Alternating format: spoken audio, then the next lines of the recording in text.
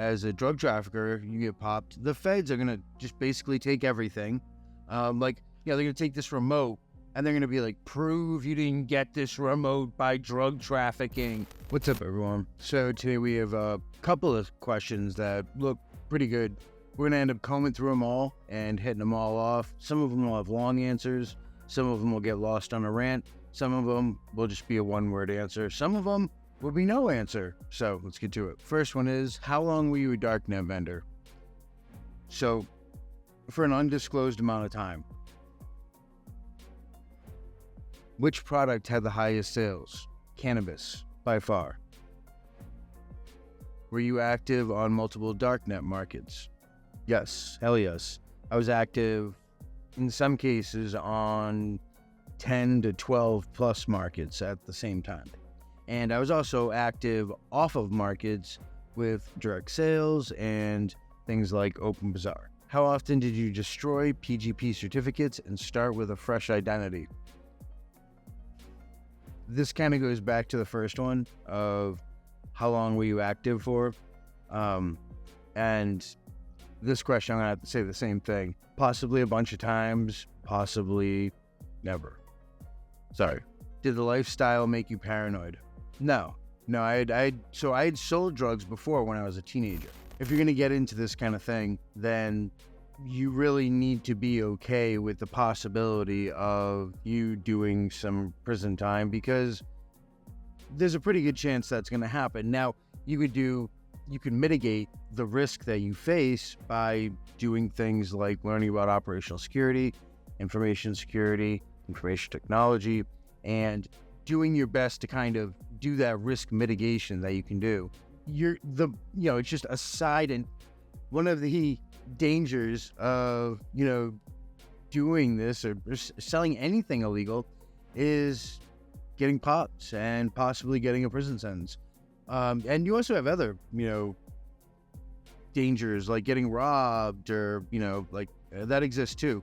And it happens even if you're just strictly talking about the Darknet. But no, it didn't make me paranoid. It definitely made me more conscious of my surroundings, though. They're really out to get you. You really have adversaries out there who have millions, if not billions, in black budgets that are actively trying to pursue you and take away everything that you've made and stick you in a prison cell.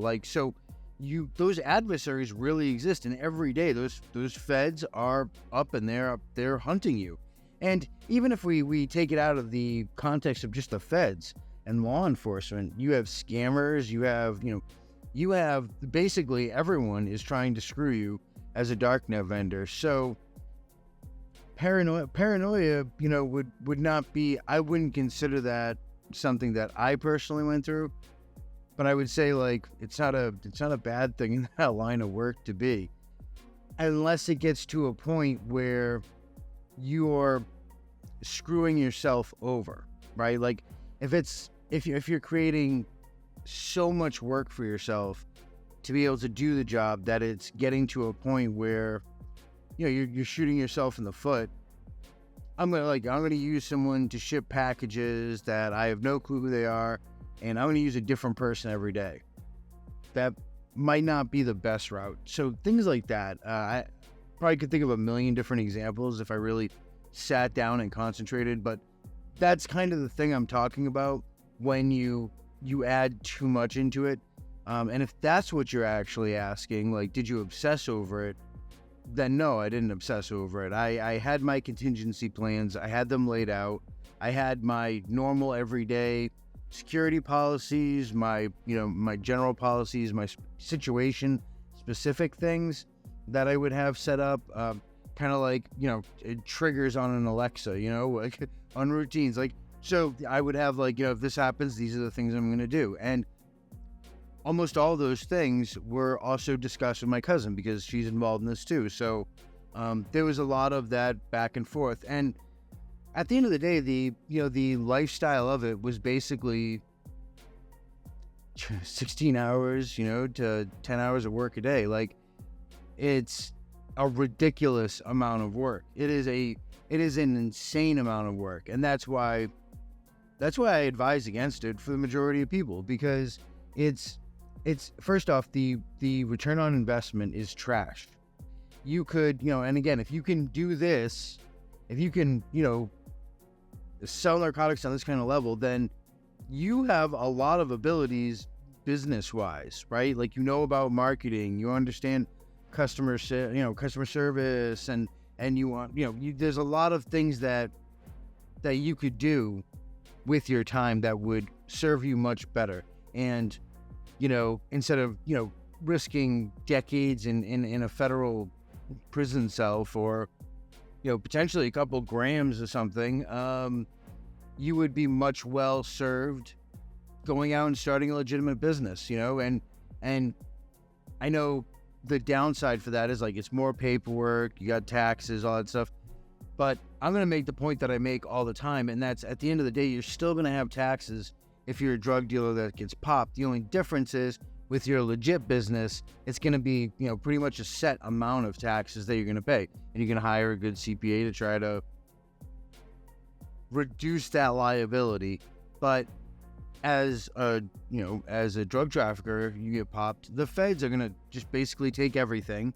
They're going to take this remote, and they're going to be like, prove you didn't get this remote by drug trafficking, and it's just very hard to do, to prove your innocence, which is, not how the system's supposed to be, but it's the system we have.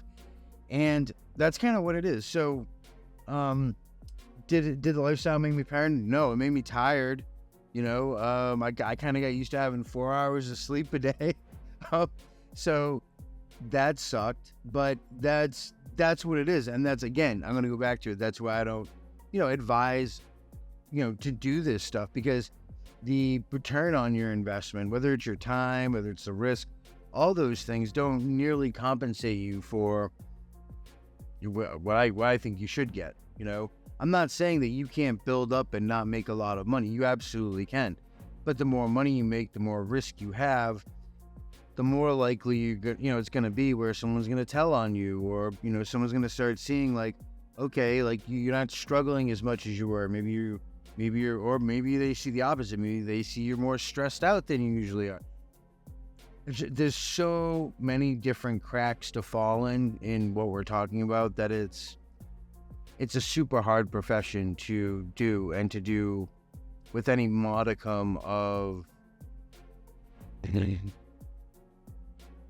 your sanity left at the end of the day, because it's constant. You go constantly, and if you're doing it right, it's extremely stressful. I mean, if you're not doing it right and you just don't care, that it's like, being an eBay seller or something, like it just, who cares? We're gonna make this listing, throw it up, someone buys it, we ship it out. They're not wearing gloves when they package anything up. They don't have a clean room that they have dedicated to packaging things up. They have no contingency plans. They have no real forethought into their business setup. I digress, way off topic, but you get my point. And I hope that answered your questions, and I look forward to seeing you guys in the next video.